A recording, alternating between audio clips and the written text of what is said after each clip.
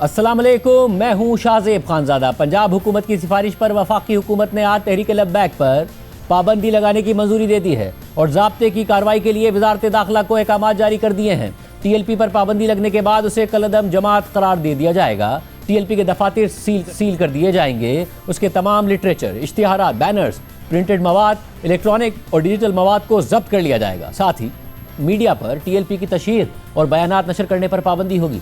आज वज़ीर आज़म शहबाज शरीफ की सदारत में होने वाले वफाकी काबीना के इजलास में पंजाब हुकूमत की समरी पर यह फैसला किया गया है। इजलास के एलामिया के मुताबिक वफाकी काबीना ने इंसदाद दहशतगर्दी एक्ट के तहत TLP को कलअदम करार देने की मुत्तफ़िका तौर पर मंजूरी दे दी है। पंजाब हुकूमत की दरख्वास्त पर वज़ारत दाखिला ने समरी वफाकी काबीना में पेश की। वफाकी काबीना को मुल्क में TLP की पुरतशद्दुद और दहशतगर्दाना सरगर्मियों पर ब्रीफिंग दी गई। इजलास में पंजाब हुकूमत के आला अफसरान ने बजरिया वीडियो लिंक शिरकत की। एलामिया के मुताबिक काबीना के इजलास को TLP की पुरतशद्दुद और इंतशार फैलाने वाली कार्रवाइयों पर ब्रीफिंग दी गई। इजलास को बताया गया कि 2016 से कायम इस तंजीम ने पूरे मुल्क में शरंगेजी को हवा दी है। तंजीम की वजह से मुल्क के मुख्तलिफ हिस्सों में शरंगेजी के वाक़यात हुए। 2021 में भी उस वक्त की हुकूमत ने TLP पर पाबंदी लगाई थी, मगर यह पाबंदी 6 महीने बाद इस शर्त पर हटा दी गई कि आइंदा मुल्क में बेअमनी और पुरतशद्दुद कार्रवाइयाँ नहीं की जाएंगी। तंजीम पर आज लगाई गई पाबंदी की एक वजह 2021 में दी गई जमानतों से रूगर्दानी भी है। माजी में भी TLP के पुरतशद्दुद जुलूसों और रैलियों में सिक्योरिटी एहलकार और बेगुनाह राहगीर जाबाहक हुए। वफाकी काबीना मुत्तफ़िका तौर पर इस नतीजे पर पहुंची है कि TLP दहशत गर्दी और पुरतशद्दुद कार्रवाइयों में मुलविस है। साथ ही खबरों के मुताबिक वफाकी काबीना के इजलास में TLP को बतौर सियासी जमात तहलील करने पर भी गौर किया गया। नुमाइंदा जियो न्यूज़ अयाज अकबर यूसुफजई की ज़राए से खबर के मुताबिक TLP को तहलील करने का मामला वजारत कानून को भिजवाया जाएगा। काबीना से मंजूरी के बाद 15 दिनों में वजारत कानून सुप्रीम कोर्ट में रेफरेंस दायर करेगी। सुप्रीम कोर्ट TLP को तहलील करने का हतमी फैसला करेगी। सुप्रीम कोर्ट से यह रेफरेंस मंजूर होने की सूरत में इलेक्शन कमीशन TLP को डीनोटिफाई करेगा और बतौर सियासी जमात उसे तहलील कर दिया जाएगा। वाज़ेह है कि जब अप्रैल 2021 में तहरीक इंसाफ की हुकूमत में पुरतशद्दुद मुजाहिरों की वजह से TLP पर पाबंदी लगाई गई थी, तो इमरान खान की हुकूमत के वज़ीर दाखिला शेख रशीद ने वज़ीर मजहबी उमूर नूरुल हक कादरी के साथ प्रेस कॉन्फ्रेंस करते हुए ऐलान किया था कि TLP पर पाबंदी लगा दी है। अब इसे तहलील करने की तरफ भी जाएंगे। जो कानून हाथ मिलेगा, कानून उसे हाथ मिलेगा। अब हम डिसोल्यूशन की तरफ भी जा रहे हैं। कल हम इस TLP को डिसोल्यूशन के लिए सुप्रीम कोर्ट में रेफरेंस दाखिल करने के लिए कैबिनेट को दोबारा भेजेंगे। किसी को नहीं छोड़ा जाएगा, कोई रियायत नहीं होगी। फैसले अदालतों पे होंगे। जो कानून को हाथ मिलेगा, कानून उसको हाथ मिलेगा। मगर फिर TLP को बतौर सियासी जमात तहलील तो नहीं किया गया, बल्कि 6 महीने बाद TLP के एक और पुरतशद्दुद एहतजाज को ख़त्म करवाने के लिए PTI की हुकूमत ने खुफिया मुआहिदा कर लिया और इस मुआहिदे के तहत TLP पर लगाई गई पाबंदी उठा ली गई और इसे कलअदम जमातों की फहरिस्त से निकाल दिया गया। आज वफाकी काबीना के इजलास से पहले वज़ारत दाखिला की जानिब से TLP पर पाबंदी के लिए वफाकी काबीना को भिजवाई गई समरी की तफसीलात भी सामने आई थी।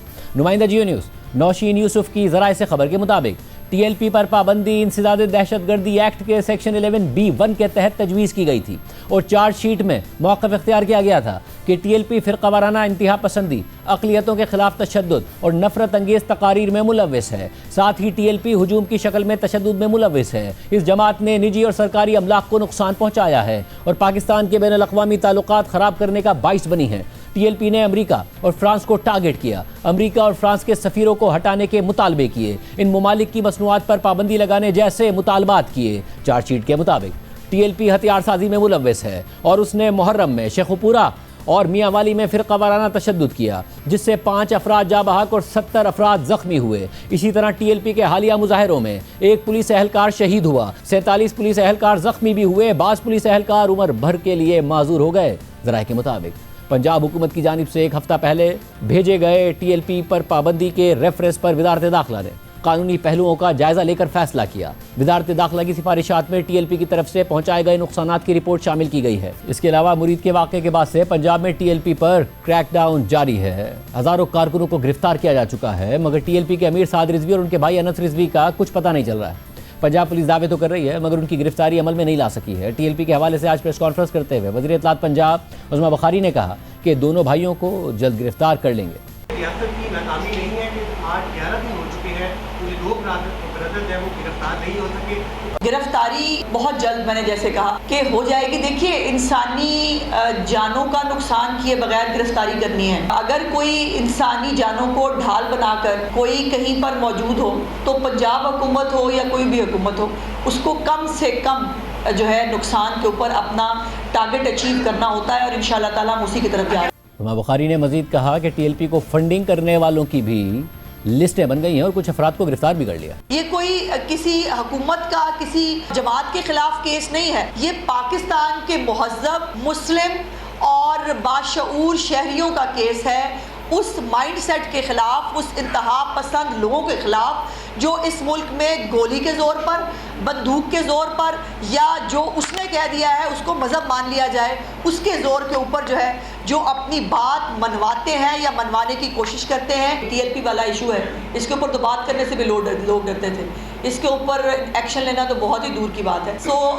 इनके अकाउंट्स फ्रीज हैं, जितनी भी इनको लोग फाइनेंस करते थे उनकी लिस्टें बन चुकी हैं, कुछ अफराद को अरेस्ट भी कर लिया गया है और किसी भी तरह की कोई फंडिंग इस वक्त नहीं हो रही है। टियर 1, टियर 2, टियर 3 की लिस्टें बनाई जा चुकी हैं और इनको जो है 4th शेड्यूल में डाला जाएगा। और 4th शेड्यूल में डालने का मतलब क्या होता है हमसे ज़्यादा उनको पता है। ऐसी कोई मार्का आराई करने की ये दोबारा कोशिश करेंगे, ये नहीं कर पाएंगे, रियासत से नहीं लड़ सकते।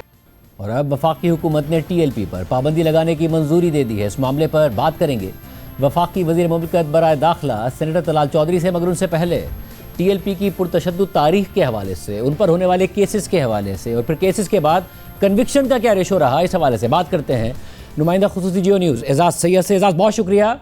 एजाज साहब, ज़ाहिर तहरीक लब्बैक क्लेम करती है कि हम एक पुरअमन जमात हैं, मगर 2016 से 2025 तक जो उनके एहतजाज हैं वो कितने पुरतशद्दुद हुए वो सब ने देखे हैं।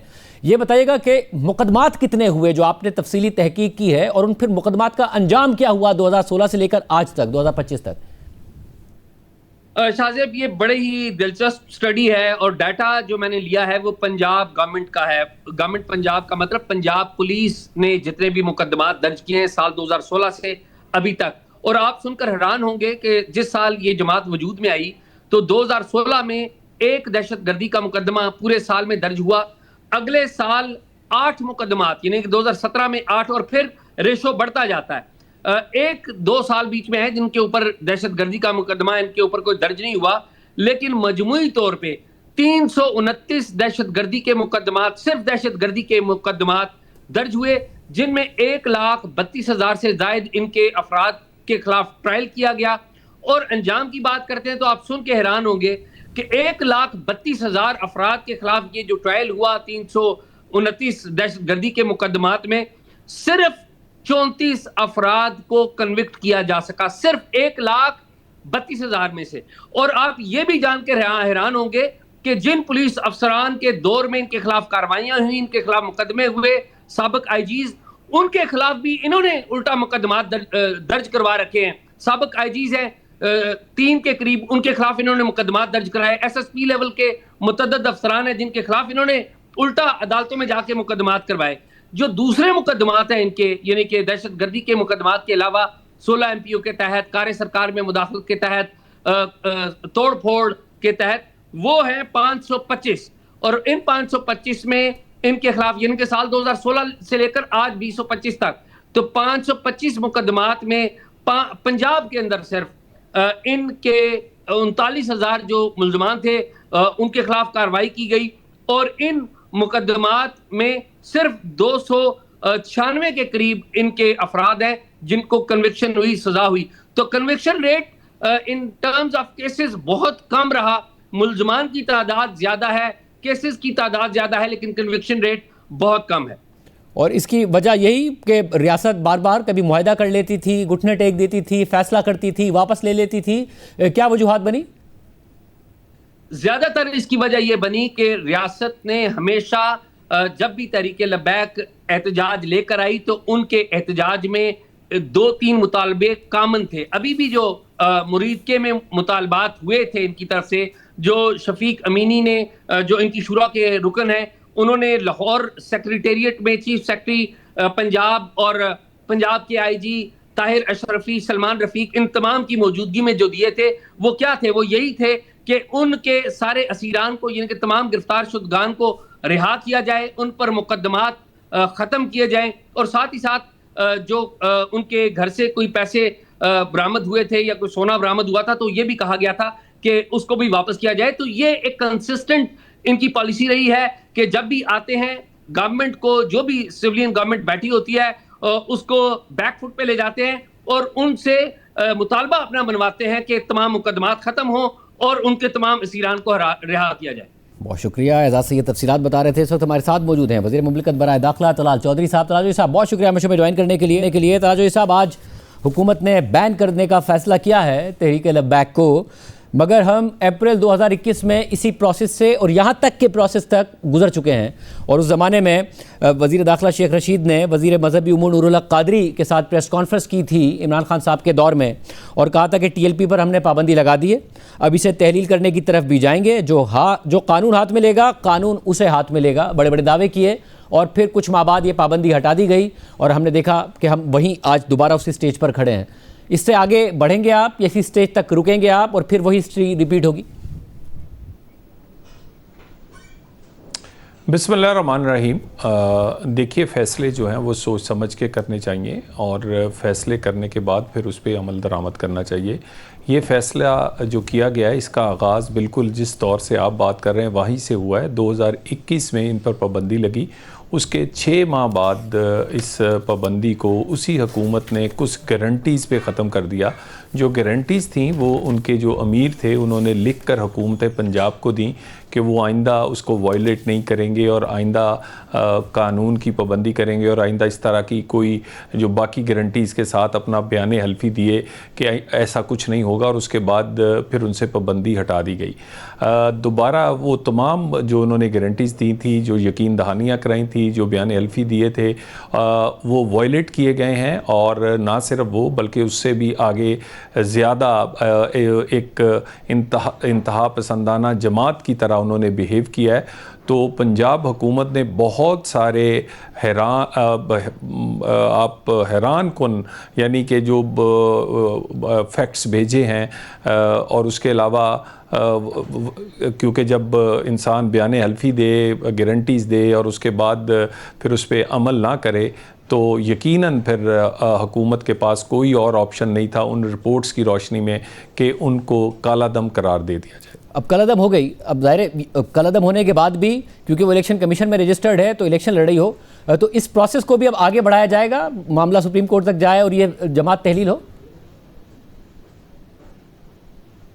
देखिए, प्रोहिबिटेड उसके बाद यकीनन इसके बाकी चीज़ें जो हैं यानी कि इसके जो मेंबर्स होंगे, इनकी जो एसेट्स होंगे, फिर उसके बाद वो तमाम चीज़ों पर कानूनी कार्रवाई की जाएगी क्योंकि यहाँ पर बहुत सारे ऐसे फैक्ट्स देखने को मिले हैं कि बिल्कुल जहाँ पर इनका मरकज़ था वो उसको 9-0 की तरह मैनेज किया जा रहा था। उस जो मोहल्ला या उसकी जो कॉलोनी थी उसमें सिवाय एक घर के तकरीबन सारे घर ख़रीद लिए गए थे। उनमें ख़ास तरीके से लोगों को रखा जाता था। वहाँ पर इस तरह के जो इज्तिमात और एहतजाज के नाम पर फसाद के लिए वहाँ लोग रहते थे, उन्हें पूरी सहूलत और वहाँ पर कोई एंटर नहीं हो सकता था। फिर एक पूरा बाज़ाब्ता तरीका था जो कि आप डोनेशन तो नहीं, भत्ता कह सकते हैं, मुख्तलिफ़ जगहों से, मुख्तलिफ़ शहरों से, बहुत सारे कारोबारी लोगों से, बहुत सारे लोग इनके साथ इन्हीं मकासद के लिए जुड़ गए थे क्योंकि कहीं भी कई इल्लीगल बिजनेसमैन को प्रोटेक्ट करते थे, कहीं और यानी इवन आप ये देखें कि अपनी गाड़ियों पे और मोटरसाइकिलों पे अपने ये TLP और इस तरह के निशान इसलिए लगाए जाते थे कि कोई इनके ख़िलाफ़ इन्हें चलान या कोई ऐसी छोटी मोटी कार्रवाई भी ना कर सके। सो पूरी की पूरी एक इस तरीके से इस जमात को चलाया जा रहा था। और इसके बाद जो बड़े फैक्ट्स हैं वो तो सबको पता है कि कितने दर्जनों पुलिस के लोग शहीद हुए हैं, गाड़ियां अमलाक को नुकसान हुआ है, हमारे कई दर्जन पुलिस वाले अपाहज लाचार या माजूर हुए हैं, इसी तरह बहुत सारे सिविलियंस मारे गए हैं।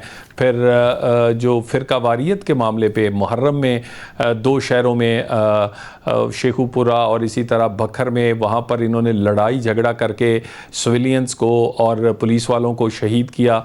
तो इस तरह बेशुमार ऐसे मगर जो बड़े पीछे बढ़ते रहे कि इनकी जो भी किस्म के फैक्ट्स सामने आए, इनकी जो फंडिंग करते रहे, इसके अलावा ये लोग फिर जिस तरीके से ज़ाहिर मुआशरे में एक अदम बर्दाश्त फैलाते रहे, उस अदम बर्दाश्त को ख़त्म करना, फंडिंग अगर कोई कर रहा है तो उसको रोकना, अक़लियतों की इबादत गाहों पर अगर हमले हो रहे हैं तो उसको रोकना, इस सब की तरफ भी आगे बढ़ा जाएगा या बस बात ख़त्म? क्योंकि मैं फिर कह रहा हूँ अप्रैल 2021 में यहाँ तक हम दावे सुन चुके हैं वज़ारत दाखिला के इमरान खान साहब की हुकूमत में और इमरान खान साहब के।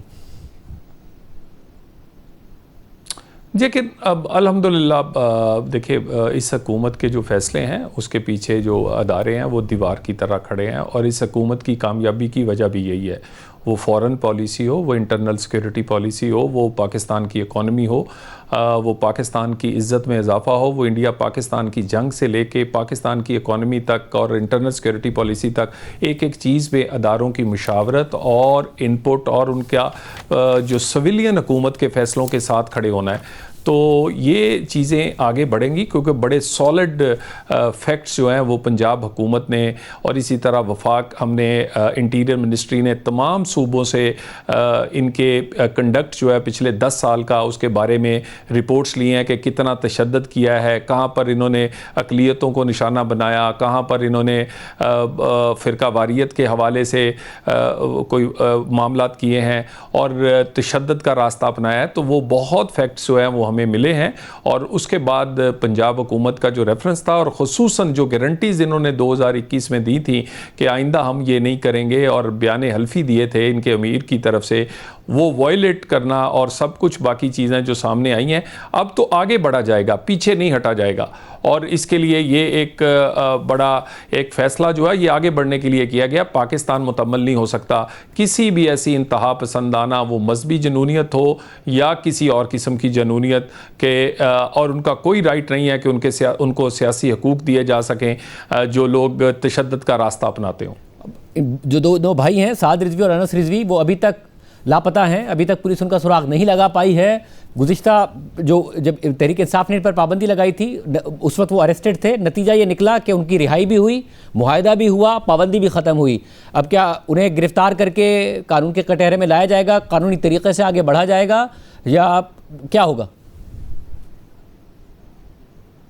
देखिए यही अफसोसनाक जो बातें हैं कि आप जिसका तज़किरा आज भी हुआ कि जो पुलिस वाले शहीद थे उनके तो घर कोई ना गया, और जो उनको शहीद करने वाले या उनको तशद्दुद से मारने वाले थे उनको फूलों के हार पहना के जेलों से रहा कर दिया गया और हीरो बना दिया गया। और मुझे बताइए कि इस सूरत हाल में फ़ोर्स कैसे काम कर सकती है, और ये तो नामुमकिन है कि इस तरह निज़ाम हुकूमत चलाया जा सके। मगर जो आप बात अब कह रहे हैं, बिल्कुल अब रियासत जो है वो आपको रियासत लगेगी, कोई नॉनसेंस जो है, कोई तशद्दुद जो है, कोई ऐसी चीज़ें जो पाकिस्तान के आगे जाने का रास्ता रोक सकें, पाकिस्तान में किसी किस्म की इंतहा पसंदी जो है ये अब नहीं चलेगी, और ये आपको नज़र आएगा। और पिछले इस पूरी हुकूमत में आपने देखा होगा कि इस पे ज़ीरो टॉलरेंस है, वो किसी भी किस्म की इंतहा पसंदी हो, 9 मई हो, 26 नवंबर हो या मुरीद के वाक़यात हों, ये सारी की सारी इस तरह की ये सियासी जमातें नहीं कर सकती, और ये इस तरह की सियासत की आड़ में ये काम करने भी नहीं दिया जाएगा, वो मजहबी हो या कोई और जत्था या पार्टी।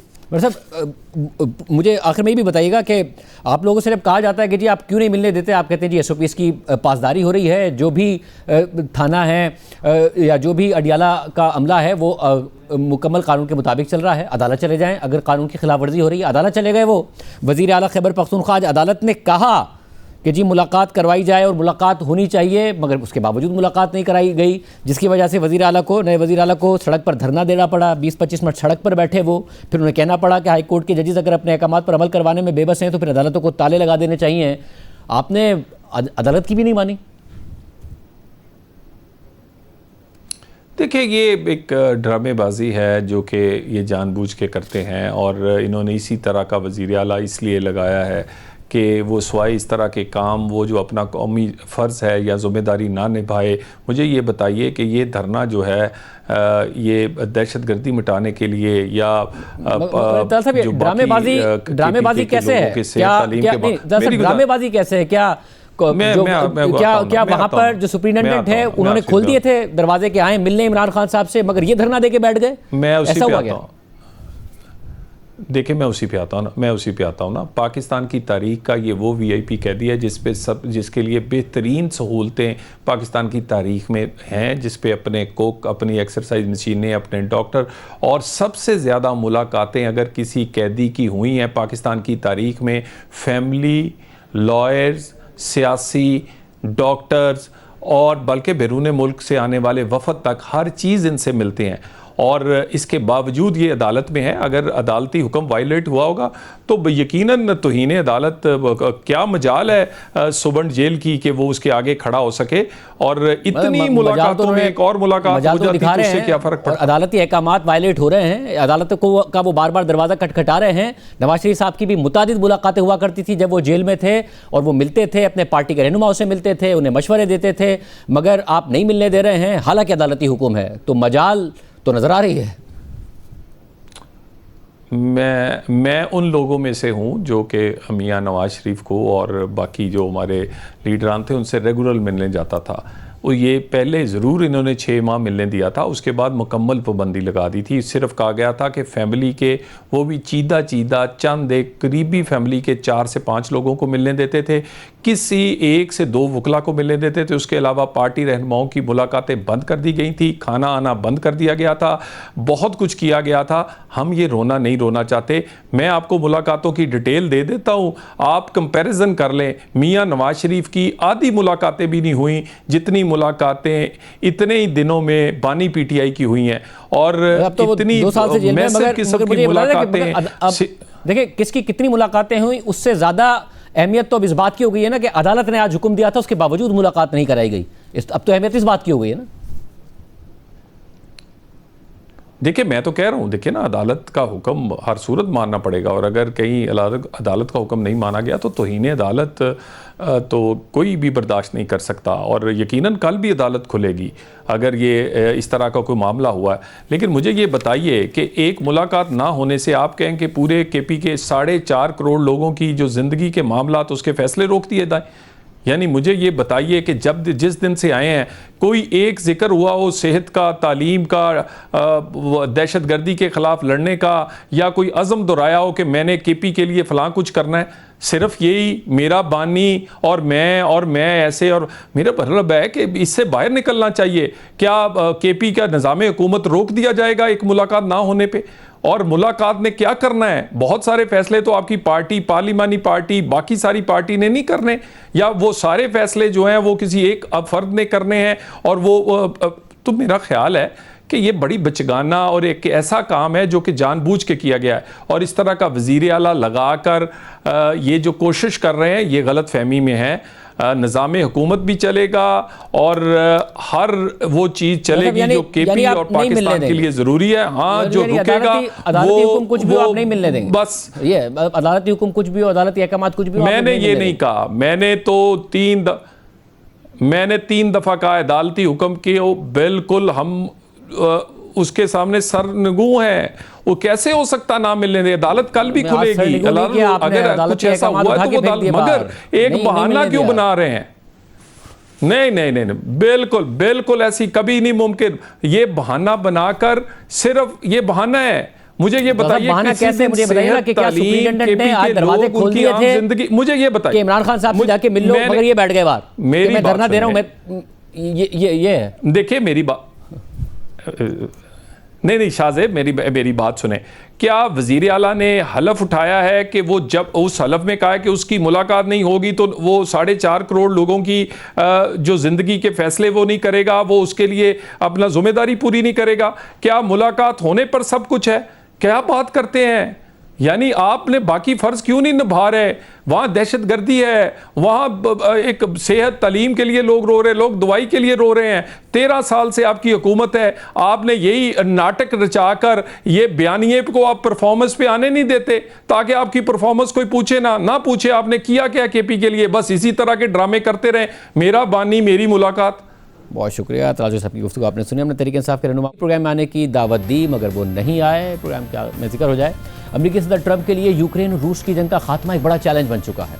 रूस के साथ मुज़ाकरात और तिजारत के जरिए दबाव डालने की पॉलिसी के बाद अब सदर ट्रंप ने रूस की बड़ी ऑयल कंपनियों पर बराह रास्त पाबंदियां आयद कर दी हैं। यह सदर ट्रंप की दूसरी मुद्दत के दौरान रूस पर लगाई जाने वाली पहली पाबंदियां हैं। साथ ही ट्रंप मुसलसल ये दावा कर रहे हैं कि उन्होंने भारत को रूसी तेल की खरीदारी कम करने पर वादा कर लिया है, जो यूक्रेन जंग के बाद रियायती निर्खों पर रूसी तेल खरीदने वाला सबसे बड़ा खरीदार बन गया था। जबकि रिपोर्ट्स के मुताबिक भारत ने रूसी तेल की दरामदाद में कमी शुरू कर दी है और इस तनाजुर में भारत और अमेरिका के दरमियान एक अहम तिजारती मुआहदे के जल्द तय पाने की खबरें भी सामने आ रही हैं। भारतीय न्यूज़ वेबसाइट दी मिंट के मुताबिक दोनों ममालिक तवील अरसे से ज़ेर इल्तवा तिजारती मुआहदे को हतमी शक्ल देने के करीब हैं, जिसके तहत भारतीय बरामदात पर आयद 50% के भारी टैरिफ्स को कम करके तकरीबन 15 से 16% तक लाया जा सकता है। अगर ये मुआहदा तय पा जाता है तो भारत के लिए ये एक बड़ी कामयाबी होगी, क्योंकि इस सूरत में भारत पर लागू अमरीकी टैरिफ चीन, इंडोनेशिया, बांग्लादेश, पाकिस्तान और वियतनाम जैसे खित्ते के दीगर बड़े एक्सपोर्टर्स के मुकाबले में सबसे कम होंगे।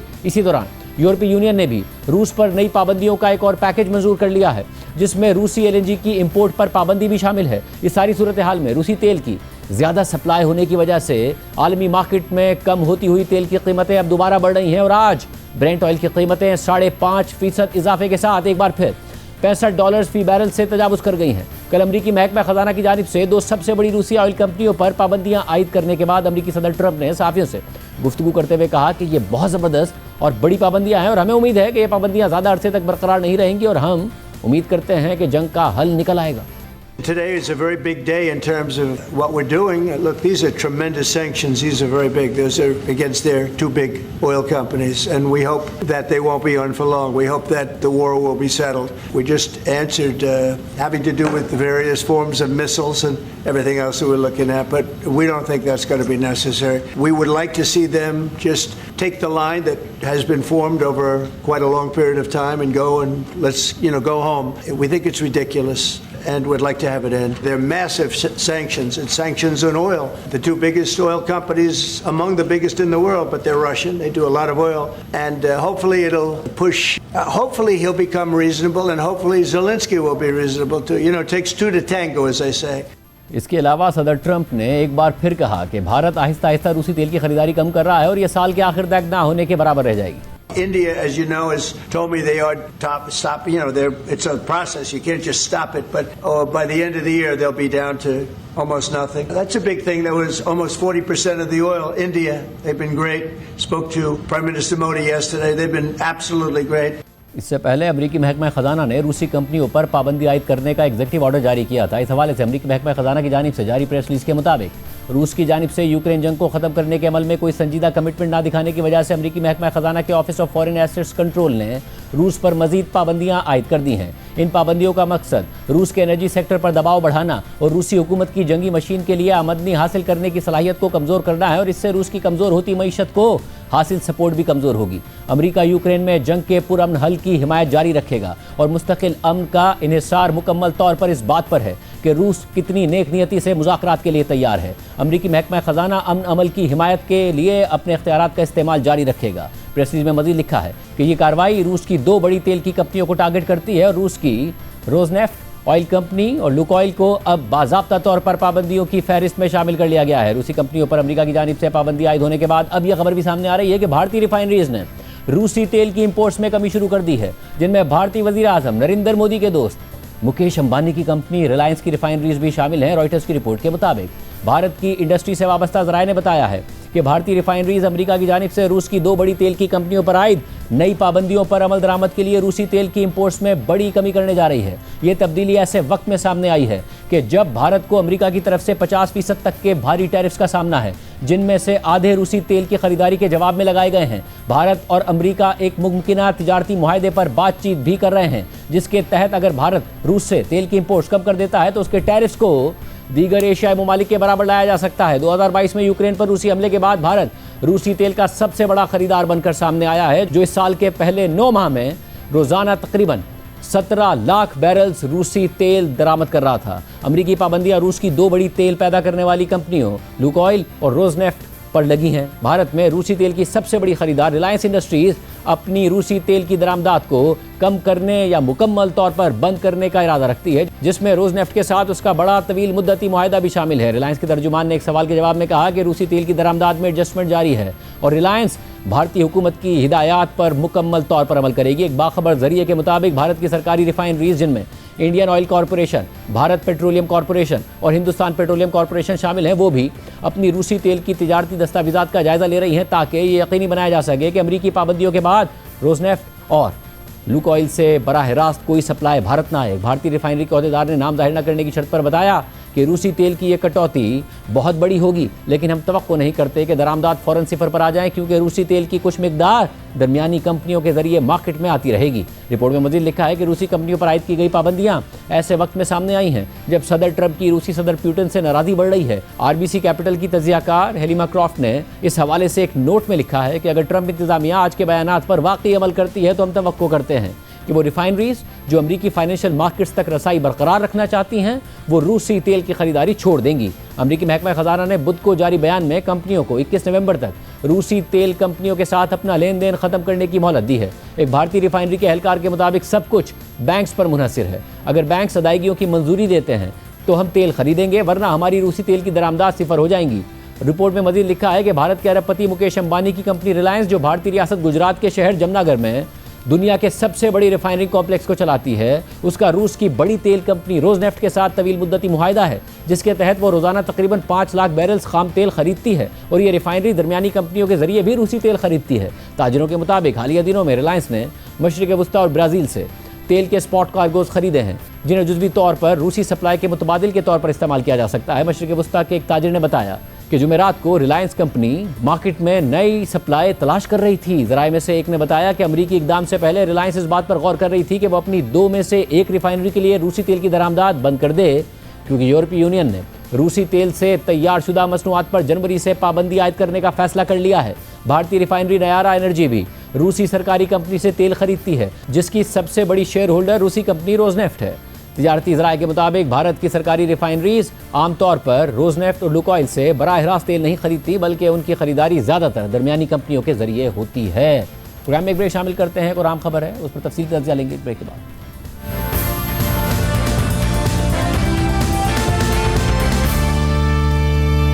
पहले मैच में जनूबी अफ्रीका को 93 रन से हराने के बाद दूसरे टेस्ट में पाकिस्तान को जनूबी अफ्रीका के हाथों 8 विकेटों से शिकस्त हो गई है, जिसके बाद 2 टेस्ट मैचेस की सीरीज 1-1 से बराबर हो गई है।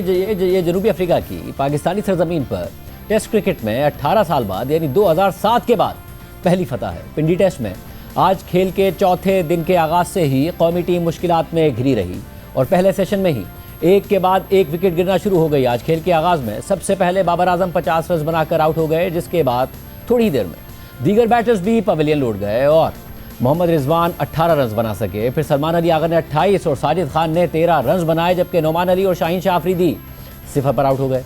आसिफ आफरीदी 0 के साथ नॉट आउट रहे। पाकिस्तान ने जनूबी अफ्रीका को जीत के लिए सिर्फ 68 रन का हदफ दिया, जो कि मेहमान टीम ने 2 विकेटों के नुकसान पर पूरा कर लिया।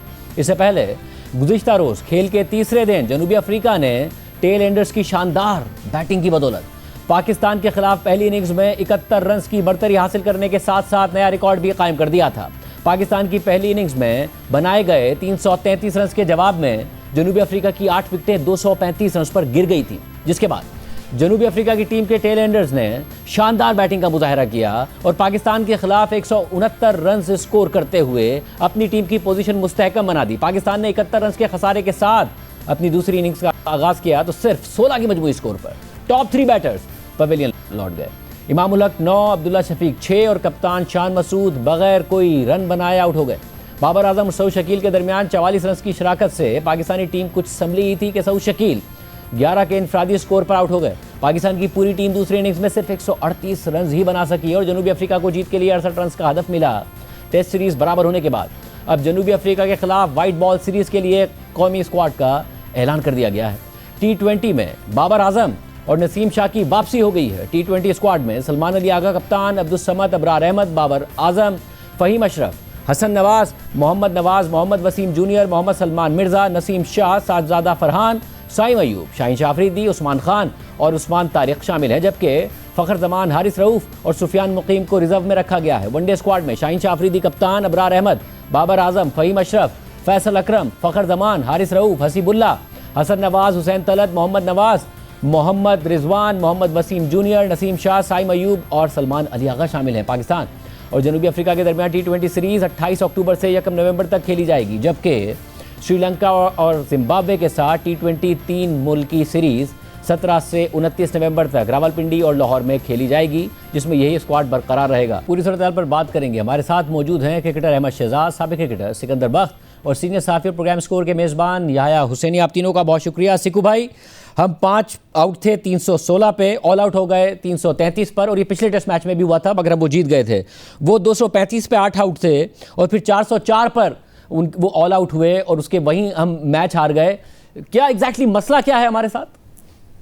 देखो, अभी आज किसी ने बहुत अच्छा स्टैट्स निकाल के भेजा हमारी बैटिंग का, जो कि 5 विकेटें आखिरी की गिरती हैं, 5 हमारी 50 के अंदर 10 इनिंग्स ऐसे हमने निकाल के दिखाई थी आज, और उसके अंदर जो है कभी हम 16 पे, कभी 17 पे, कभी 20 पे, एक दफा 50 पे, एक दफा 61 पे हमारी आखिरी की 5 विकेटें गिरती हैं। उसके बरक्स जो कल उन्होंने परसों जो उन्होंने बैटिंग की उनकी टेल ने, वो तो अमेजिंग था। उधर जो टेल ने जो 291 रन किए हैं या 219 किए हैं, मैंने लिखा हुआ है उन सारी टेल्स ने मिलके, उसमें मैं कप्तानी को जरूर ब्लेम करूंगा कि कप्तान को उस वक्त ऐसा प्रेशर बिल्डअप करके देना चाहिए था। बाज जगह तो मुझे ऐसा महसूस हो रहा था कि वो सिर्फ सिंगल्स दिए जा रहे थे आराम आराम से, हम प्रेशर नहीं उन पे बिल्ड कर सके। हमारे जितने भी बॉलर्स थे उन्होंने इन पे इतना, हालांकि 185 पे 5 हो चुके थे, तो मैं तो ये समझ रहा था कि हमें लीड मिल जाएगी 100 रन की और हम फिर इंशाल्लाह फिर लपेट देंगे, मगर जो 219 रन उन्होंने किए हैं कमाल ही कर दिया। और फिर उसके बाद हमारे बॉलर्स और कप्तान के हाथ से वो पूरा जो सेशन था जिसके अंदर रन्स हुए हैं वो हाथ से निकल गया और सारा सिनेरियो चेंज हो गया। तो that is very very disappointing. अब हम बात करते हैं कि हमारी जो बैटिंग रन्स क्यों नहीं कर रही। हमारे लड़के डोमेस्टिक, जब मैं पहले तो 2 साल से बात कर रहा हूँ, अब हर कोई ये बात कर रहा है कि जो हमारे जो लड़के थे उन्होंने कभी भी कोशिश नहीं की जाकर डोमेस्टिक क्रिकेट खेलें। तो और ये एक बहुत बड़ा एक प्रॉब्लम है जो कि पाकिस्तान क्रिकेट बोर्ड को सॉल्व करना पड़ेगा। जब टेस्ट क्रिकेट हो रही होती है उससे पहले उनको डोमेस्टिक क्रिकेट में 4 रोजा क्रिकेट जो है ऑर्गेनाइज करनी है। अब ये उनका काम है। देखिए, जब आप डोमेस्टिक क्रिकेट को ऑर्गेनाइज करते हैं आपके पास सारे फिक्सचर्स रखे होते हैं कि हमारा स्केड्यूल क्या है, उसके हिसाब से करें। अगर आप वो नहीं कर सकते तो कम से कम पेंटेंगुलर करवाएं, यानी कि 5 टीमों का मैच और 5 टीमें आप बेस्ट लड़कों से डिवाइस करके बनाएं और उनका एक छोटा सा टूर्नामेंट करा दें ताकि सबको 4 रोजा क्रिकेट खेलने का फ्रेम हो जाए। माइंड फ्रेम जो होता है वो हमारा वो T20 और वनडे की तरफ ज्यादा हो गया है, और जब भी ये वजह है कि हम वहां पे खड़े होकर लंबी इनिंग्स नहीं खेल रहे। ये मैं समझता हूँ। आप बताइएगा, अगेन हम एशिया कप में T20 में भी कोलैप्स अचानक करते थे, यहाँ पिछले टेस्ट में भी किया, इस टेस्ट में भी किया, और दायरे बॉलर्स ने तकरीबन पकड़ लिया था उस कोलैप्स के बावजूद, मगर फिर उनके टेलेंडर्स बहुत अच्छा परफॉर्म कर गए। कैसे हारे हम ये? देखिए, मिक्स चीजें हैं। सबसे ज्यादा कसूरवार लीडर हैं, और लीडर ने 30 की एवरेज को जस्टिफाई अपनी करने के लिए पूरी टीम का माइंडसेट 30 के प्लेयर का बना दिया है। जब वो ग्लोरीफाई करते हैं अपनी 30 स्कोर और बताते हैं यहाँ 30 स्कोर इस पिच पे जो है बड़े मुश्किल होते हैं, तो फिर ऑपोजिशन उनको बताती है उनकी आखिरी पार्टनरशिप जो 10वें 11वें प्लेयर की 250 रन की लगती है, तो वो बताती है कि नहीं, यहाँ पे 30 स्कोर काफी नहीं है, आप ये गलत बात कर रहे हैं। उसके बाद जब पार्टनरशिप जब बॉलर्स आउट कर रहे होते हैं ना, तब आपको सारी चीजें ठीक नजर आ रही होती हैं, लेकिन जहां पे पार्टनरशिप लगती है वहां पे एज अ लीडर आपको आउट ऑफ द बॉक्स चीजें करनी है, आपको बेट डालनी होती है, आपको as a captain wicket buy करनी होती है, जो कि बहुत दफा, खाली इस मैच में नहीं, पिछले साल यही होता था कि हम 3 4 6 आउट करके यहाँ पे कप्तानी पे बातें आती थी, हम रह जाते थे। ये चीजें फिर सेकंड इनिंग में आप देखें कि हमारा जो है कोलैप्स होते हैं। ये फिटनेस है, फिटनेस इन प्लेयर्स ने खुद ही जो है ना मना करवा दी। जब टायर्ड होती है बॉडी, तीसरा चौथा दिन होता है, लंबी लंबी फील्डिंग की होती है, जब ब्रेन काम नहीं करता वहां पे जो है रह जाते हैं। हाँ, पहला टॉस जीत के पहली इनिंग आ जाए, विकेट फ्लैट है, ब्रेक नहीं हो रहा, तब जल्दी जल्दी अपना स्कोर। फिर एक और माइंडसेट है, क्योंकि हमारे कप्तान का डिफेंस हल्का है, तो वो कहते हैं जी तेज स्कोर करने हैं। भाई तेज स्कोर तो वहां करने हैं जहां पे आप लोग ड्रॉ कर रहे हो। आप लोगों के मैच तो तीसरे और चौथे दिन के अंदर खत्म होते हैं, इसका मतलब है इनफ टाइम अभी भी पड़ा है। लेकिन आपका डिफेंस स्लो है तो आप जल्दी जल्दी स्कोर बनाने की करते हैं। टेस्ट क्रिकेट को टेस्ट क्रिकेट की तरह खेलना चाहिए, टाइम लेना चाहिए, या सेशन बाय सेशन खेलना चाहिए, ग्राइंड खाना चाहिए। ये सारी चीजें मिसिंग है। हम मानते हैं कि वो कैलिबर नहीं है इन प्लेयर्स का, ये इसमें कोई ढकी छुपी बात नहीं है। लेकिन जो कोचिंग स्टाफ भी लगाया है, क्या उन्होंने आज से पहले कभी रेड बॉल की कोचिंग की है अजहर महमूद साहब ने? मुझे सिर्फ ये चीजें बताइए। जो ऑल इन ऑल शाहजेब भाई जो डिसीजन हो रहे हैं, जिस तरह रिजवान को कप्तानी से हटाया, टेस्ट मैच चल रहा था, तीसरा दूसरा दिन था, आपने रिजवान को कैप्टनसी से हटा दिया, 2 दिन इंतजार नहीं हो सकता था। फिर आज सुबह 49 पे बाबर खेल रहा था, आज आप उसको बाबर को भी ले आए। ये तो इस पे तो बाद में बात करते हैं, लेकिन दीज आर द थिंग्स। मुझे लगता है कि शाहजेब भाई 2 को डिसीजन अच्छे हुए थे पिछले महीने के अंदर, 2-3 महीने के अंदर, लेकिन अब आके दोबारा से वही बैक गियर लगा है पाकिस्तान क्रिकेट को। और इस दफा का बैक गियर जो है, आप यहीं पे बैठे हैं, याद रखना, आप भी याद रखेंगे, हम भी याद रखेंगे, ऐसी जगह पे जाएगा कि वहां से निकलना, सर उठाना बहुत मुश्किल हो जाएगा। यह आप ज़ाहिर नज़र रखते हैं क्रिकेट के मामलात पर, आपके ज़राए भी आपको बताते हैं। क्या आप किस तरीके से इवेलुएट करेंगे सारी सिचुएशन को? शाहजेब खानजादा साहब, एक शेर है, मैं बहुत दफा पढ़ चुका हूँ और लोग मुझे कहते हैं यार कितनी बार पढ़ोगे, कि दिल के फपोले जल उठे सीने के दाग से, इस घर को आग लग गई घर के चिराग से। पाकिस्तान क्रिकेट को खेलने वाले भी क्रिकेटर्स हैं, पाकिस्तान क्रिकेट को तबाह करने वाले भी क्रिकेटर्स हैं। और आप मुझसे पूछेंगे कि आप ये कैसे बात कर रहे हैं, अभी कैप्टन की बात की अहमद शहजाद साहब ने, तो पाकिस्तान क्रिकेट को जितना डैमेज हमारे साबिक वजीर आज़म इमरान खान साहब ने किया 92 वर्ल्ड कप को लेकर, वो आपके सामने है। जो खिलवाड़ उन्होंने पाकिस्तान डोमेस्टिक क्रिकेट के साथ किया, उसमें आखिरी कील किसने ठोकी? साबिक कप्तान रमीज हसन राजा ने। अब आप टेस्ट मैच की अगर आप बात कर रहे हैं, तो पाकिस्तान क्रिकेट के साथ तो क्रिकेटर ही एसोसिएट है ना। आकिब जावेद साहब हैं director high performance centre, 4 selectors हैं, और इंतहाई माजरत के साथ जिनको आपने सेलेक्टर रखा हुआ है उनके साथ आप ये क्रिकेट जीत नहीं सकते। अजहर अली हो गए, असद शफीक हो गए। आप टीम के डिफेंसिव अप्रोच की बात कर रहे हैं ना, इनका भी डिफेंसिव अप्रोच आपके सामने है। और ये जो पाकिस्तान क्रिकेट की आप बात कर रहे हैं, गलत फैसले सही फैसले, ये पाकिस्तान क्रिकेट इसी तरह चलती रहेगी। हम जिस मुस्वामी की बात कर रहे हैं कि टेल एंडर, कहां से टेल एंडर हो गए पता ही नहीं है किसी को, कैसे टेल एंडर हो गए? वो 7वां टेस्ट मैच खेल रहे थे, 114 फर्स्ट क्लास मैच उन्होंने खेले हैं और 9 सेंचुरियां उनके क्रेडिट पर हैं। हम बात कर रहे हैं कि जी रिजवान को कप्तानी से हटा दिया। भारत की टीम इस वक्त ऑस्ट्रेलिया के दौरे पर है, और ऑस्ट्रेलिया के दौरे पर 10 दिन नहीं बचे थे कि उन्होंने रोहित शर्मा, जो कि वर्ल्ड कप 2024 का फाइनल खेलता है, वर्ल्ड कप 2023 का फाइनल खेलता है, फाइनल में सिर्फ उसकी टीम हारती है, और तीसरी चैंपियंस ट्रॉफी इस साल जून में उन्होंने जीती दुबई में। उसको उन्होंने दूध में से मक्खी की तरह निकालकर ये सवाबदीदी इख्तियार क्रिकेट बोर्ड का है, किसको कप्तान रखना है किसको नहीं रखना। लेकिन हमारी क्रिकेट की तबाही सिर्फ और सिर्फ इसमें है कि हमारे क्रिकेटर 4 ओवर के क्रिकेटर रह गए हैं, और हमने टेस्ट क्रिकेट को जो है वो संजीदा लेना छोड़ दिया है। शान मसूद जो है पहली सीरीज एज ए कैप्टन खेलते हैं मोहम्मद हफीज के साथ, अगली सीरीज खेलते हैं जेसन गिलेस्पी के साथ, अगली सीरीज खेलते हैं आकिब जावेद के साथ। आज उनके कोच जो है वो अजहर महमूद साहब हैं। बिल्कुल दुरुस्त कहा अहमद शहजाद साहब ने, कभी जिंदगी में उन्होंने रेड बॉल की कोचिंग की है, और वो पाकिस्तान टीम के कोच है, और उनको सिर्फ इसलिए कोच लगाया गया है कि दिसंबर तक क्रिकेट बोर्ड का उनके साथ मायदा था। तो हम इसी तरह रोते रहेंगे और इसी तरह टीमें आकर हमको रोनती रहेंगी, और हम इसी तरह जो है। अब आपको मैं एक और बड़ी दिलचस्प बात बताऊं, इस वक्त पाकिस्तान क्रिकेट का हाल ये है शाहजेब खानजादा साहब कि पाकिस्तान की टीम टेस्ट मैच हारी है और मिठाइयां बट रही हैं क्योंकि बाबर आजम टीम में आ गए। ये तो पाकिस्तान क्रिकेट का हाल है। मैं अगला ये सिकंदर भाई, हमें काफी दिन तक बताया गया कि जी नई टीम बना रहे हैं, नई टीम बना रहे हैं, पुराने लड़के बड़े स्लो खेलते थे, मगर वो फिर एशिया कप में बार बार सवाल उठ रहा था कि नए लड़के भी बहुत स्लो खेल रहे हैं, और मगर बार बार कहा गया कि जी अभी आप क्रिटिसाइज नहीं करें, अभी आप इस टीम को टाइम दें। जो पिछले प्लेयर्स थे पॉलिटिक्स करते थे, बहुत ज्यादा मसाइल थे, अब बाबर आजम की वापसी हो गई है। किस तरह देख रहे हैं आप ओवरऑल भी टीम को?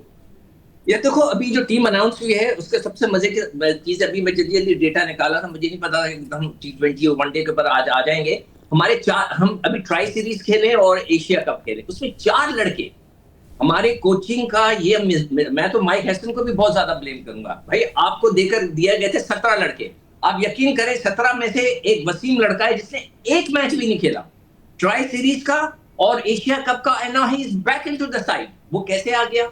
अब एक और लड़का है सलमान मिर्जा, वो पूरी ट्राई सीरीज में 2 मैच खेला, मेरे सामने इसका रिकॉर्ड रखा हुआ है, सिर्फ 2 मैच खेला, एशिया कप बिल्कुल नहीं खेला। वो दोबारा आ गया पाकिस्तान टीम में। फिर खुशदिल को लेकर गए थे, आपके बेस्ट ऑफ स्पिनर है, सॉरी लेफ्ट आर्म स्पिनर है और ऑलराउंडर है, एक मैच खिलाया आपने ट्राई सीरीज और एशिया कप में। फिर एक आ गया हसन अली को आपने, खैर वो तो टीम में ही नहीं है तो, और ना खुशदिल है, ये लड़के कैसे वापस आ गए? आपने किस बेस पे? मुझे तो यकीन ही नहीं आ रहा कि ये जो टीम बनाई है आपने खुद लड़कों को लेकर गए और आपने खुद ही उनको नहीं खिलाया और दोबारा लेकर आ गए। तो बाबर को लाए, चले, मैं कहता हूं कि हो सकता है कि पब्लिक की बहुत डिमांड के ऊपर उन्होंने सोचा कि चलो बाबर को लिया, उसकी वजह से क्राउड आता है, चलेगी, एक ऑप्शन है, हम छोड़ देते हैं, इसलिए कि वो 4000 रन कर किए हुए हैं उन्होंने डोमेस्टिक T20 में, चले छोड़ दें, उनको खिला देते, चले जी खेल लें, ये भी उनका शौक पूरा कर लें। मगर उन्होंने अभी तक जो आखिरी जो जितने मेरे पास लिखा हुआ है 28 शायद मैच खेले T20 के, उनमें कोई 100 नहीं है। उन्होंने 30 मैच ओडीआई के खेले में, कोई 100 नहीं है। अब उनके 15 टेस्ट मैचेस हो गए बाबर आजम के, 30 इनिंग्स हो गई हैं, कोई 100 नहीं है। पूरे 30 इनिंग में 450 हैं। मगर ठीक है जी, वो बहुत पॉपुलर हैं, वो लोग उनको देखना पसंद करते हैं, मिठाइयां बांट रहे हैं, तो हो सकता है कि क्रिकेट बोर्ड ने बोला तो चले इसीलिए इसी तरह क्राउड को खुश कर दें। अदरवाइज उनकी जगह इस लिहाज से नहीं बनती कि उन्होंने कोई खास परफॉर्मेंस नहीं दी है 2-3 सालों में। मगर यहाँ पर एक बात की मैं याया को जरूर कहूंगा, सेकंड करूंगा, कि जो नया पाकिस्तान बना था उसके बाद से जो सिस्टम क्रिएट किया नया पाकिस्तान ने, उसने हमें इस नहज पे लाके खड़ा कर दिया है कि अब करंट क्रिकेट बोर्ड को समझ में नहीं आ रहा कि इसमें से कैसे निकले। तो ये है, मैंने आपके सामने लड़कों का दे दिया सारी परफॉर्मेंस, अब बाकी आप दूसरों से पूछ लें। जी अहमद शाह आप बताइएगा अगेन बाबर आजम की वापसी और ओवरऑल आप कैसे देख रहे हैं जो नई टीम सिलेक्शन है? सर मैं क्या कहूँ, मैं बाबर आजम के बारे में, देखें मैं बड़े अरसे से बात नहीं कर रहा, जो हमने बातें की हैं उनके बारे में आई थिंक वो आप सबको पता है। बस इससे ज्यादा मैं नहीं कुछ कहना चाहता कि अगर प्रेशर नहीं संभाला जाता ना सिलेक्शन कमेटी से तो रिजाइन कर देना चाहिए। ठीक है, फोन्स तो आते हैं, हर दौर पे आते हैं, लेकिन अगर नहीं संभाले जा रहे ना तो एक रेजिग्नेशन होता है। आकिब जवेद को, अजहर अली को, असद शफीक को, अलीम डार को, चारों को रिजाइन करना चाहिए। अगर नहीं करना तो एक रीजन आके मेरे सामने लाइव बैठ जाएं और मुझे एक रीजन बता दें कि किस तरह वापसी हुई है, किन परफॉर्मेंसेस पे, तो मैं इनका देनेदार हो जाऊंगा। और अगर नहीं है तो रिजाइन कर दें। आप याया क्या कहिएगा? शाहिद साहब, किसी को निकालने का कोई क्राइटेरिया होता है और किसी को रखने का कोई क्राइटेरिया होता है, और बात यहाँ पर यह है कि पाकिस्तान क्रिकेट को मैच फिक्सिंग ने जितना नुकसान पहुंचाया उससे ज्यादा नुकसान जो है ये मैनेजर्स और ये एजेंट पहुंचा रहे हैं अपनी कैंपेन के साथ। जो बात हो रही है कि आप पॉपुलर डिसीजन लेंगे तो फिर तो चल गई पाकिस्तान की क्रिकेट टीम। मैं तो आदादो शुमार की बात करता हूँ, 82 इनिंग हो चुकी है बाबर आजम को इंटरनेशनल क्रिकेट में 100 रन की इनिंग खेले हुए। चले आप उनको T20 क्रिकेट में लेकर आ रहे हैं, किस बुनियाद पर आप उनको T20 क्रिकेट में लेकर आ रहे हैं? आखिरी 2 एक रोजा मैचों में वो 0 पर आउट हुए हैं। पाकिस्तान सुपर लीग सीजन 25 में वो 90 नंबर पर रहे, सबसे ज्यादा रन बनाने वालों में। आखिरी 5 T20 मैचों में उनके 57 गेंदों पर 75 रन हैं। आखिरी T20 क्रिकेट में उनकी हाफ सेंचुरी मई 2024 में है। तो ये कहाँ सपोर्ट कर रहे हैं बाबर आजम को आदादो शुमार। और अब बाबर आजम को T20 टीम में लाने के लिए आपने कुर्बानी दी है फखर जमान की, क्योंकि फखर जमान साउथ अफ्रीका के खिलाफ T20 सीरीज में नहीं शामिल है। क्योंकि अगर बाबर आजम को आप खिलाते तो बाबर आजम या तो बाहर बैठते या फिर आपको कॉम्प्रोमाइज करना होता। तो आपने फखर जमान को टीम में ही नहीं रखा। और सबसे बड़ा सवाल यह है कि लोग सवाल करते हैं यार आपको पाकिस्तान में बाबर आजम के अलावा कोई नजर नहीं आता। तो बाबर आजम पाकिस्तान क्रिकेट में जितने पॉपुलर हैं, पाकिस्तान क्रिकेट टीम जो है उनके साथ कोई अब तक फातिहाना अंदाज में इख्तियार नहीं कर सकी। सीधी और सिंपल मिसाल आज का टेस्ट मैच है जहां पर वो रन्स करते, सब अपने नाकिदीन को चुप करा देते, लेकिन हमेशा की तरह उन्होंने अपने 50 रन किए, बल्ला फिजा में लहराया और पाकिस्तान टीम को डूबता हुआ छोड़कर चले गए। शाहजेब भाई, मैं इधर एक ऐड चीज करना चाहूंगा प्लीज। माइक हेसन ने बोला था कि हमने बाबर आजम को कुछ टास्क दिए हैं पूरे करने के लिए, कि जैसे ही वो मॉडर्न डे क्रिकेट खेलने लग जाएंगे और वो टास्क पूरे करेंगे तो उनको टीम में लाया जाएगा। मैंने ये सिर्फ पूछना था माइक हेसन से, पाकिस्तान क्रिकेट बोर्ड से, चेयरमैन क्रिकेट बोर्ड से, कि वो कहाँ टास्क पूरे हुए, लूडो पे पूरे किए हैं, किधर पूरे किए हैं? वो तो सैर करने गए हुए थे यूरोप, उसके बाद वो टेस्ट मैच स्टार्ट हुए, डोमेस्टिक खेलना भी उन्होंने पसंद नहीं किया, और उसके बाद टेस्ट मैच खेले, 150 किया, आपके सामने परफॉर्मेंस है, फिटनेस आपके। भाई हम कहते हैं कि वापस आना चाहिए सबको, ये सबकी क्रिकेट है। हम ये नहीं कहते कि जो उन्होंने यंगस्टर्स के साथ किया था उनके साथ अब ये लोग वो करें, नहीं। लेकिन एक क्राइटेरिया है, जिस तरह याया भाई ने बोला है कि किसी को बाहर निकालने का भी क्राइटेरिया होता है, किसी को अंदर लाने का भी होता है। लेकिन इस क्रिकेट बोर्ड ने सारी चीजें, सारी हदें पार करके रख दी हैं। और मैं जिस तरह पहले अपने बात में आपको कहा है ना कि इस दफा ये फाइनल को जो है ना नेल ऑन द कॉफिन था। आप देखेंगे अगले 6 महीने 7 महीने के अंदर पाकिस्तान क्रिकेट खुदा ना ख्वास्ता ऐसी चीजें आपको सामने आएंगी जो हमने पहले कभी नहीं सुनी। बहुत शुक्रिया तज़िया नाज़रीन, आपने सुना आज के इजाज़त दीजिए, अल्लाह हाफ़िज़।